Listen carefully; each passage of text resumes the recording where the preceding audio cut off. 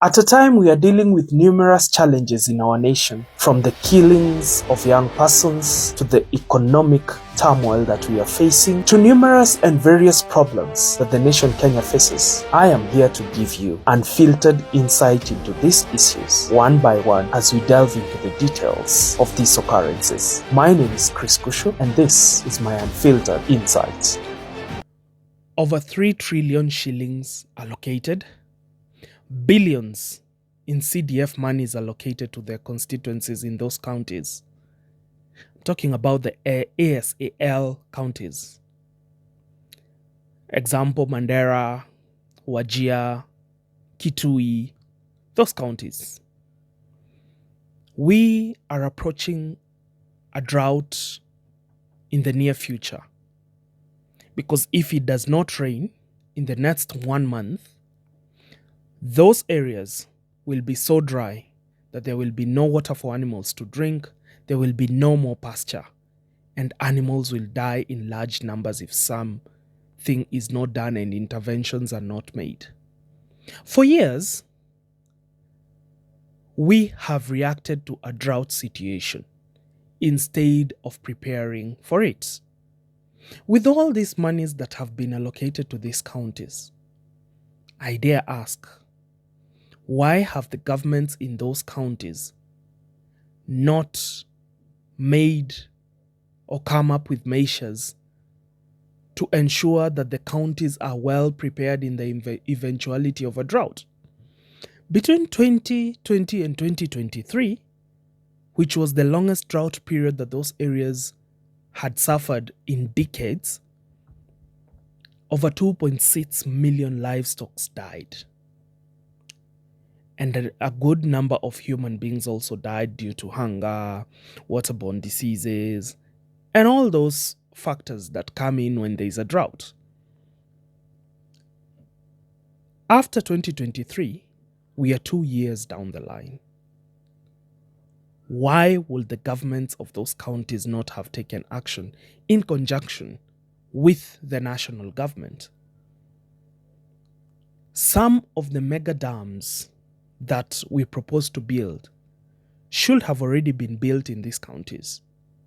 Because if there are areas in this country that require the biggest capacity of water storage, it is the ASAL regions. And when you ask yourself why they will need to store water, because you may think they are just nomadic areas, the soil there is quite fertile. I have seen some farmers in Mandera County farm napier grass for their animals and store it for the dry season, and it does exceptionally well. I have seen an individual who owns land in Mandera who has a huge farm and farms various fruits from that area. There are other individuals in Turkana who farm a lot and make a lot of money out of the farming, out of irrigation farming. So the soils there are fertile. Those areas can be farmed. There can be a lot of activities done to ensure that there is adequate preparation when the drought season approaches. We are living in the era where climate change is real, and we can no longer ignore it. Rain patterns are irregular. We are seeing failed rainy seasons, like this season has failed. And if it does not rain for the next 1 or 2 months, it will have completely failed. And that means drought is approaching. And the same song again. Serikali saidia. And people are dying. Livestock is dying, which is the main source of income in those areas. But why? After over 10 years of devolution since 2013 and over 2 trillion shillings of budgetary allocations of the equitable share division to those counties from the national government, why haven't even those counties come up with a strategy in cohesion with the national government to build at least 1 mega dam in those areas? Why have they not come up with sufficient ways to store the flooding water that we normally see in every heavy raining season in those areas? where the water is sweeping houses, where the water is sweeping animals, where the water is causing serious damage. And if all that water was harvested in the right way, if there was encouragement in the communities to have water harvesting techniques and large dams in those areas, we would not be approaching the problem we are approaching in the next 1 month if it does not rain. With the current times and the current climate change that we are witnessing everywhere in the world, we can no longer sit pretty and depend on the rain.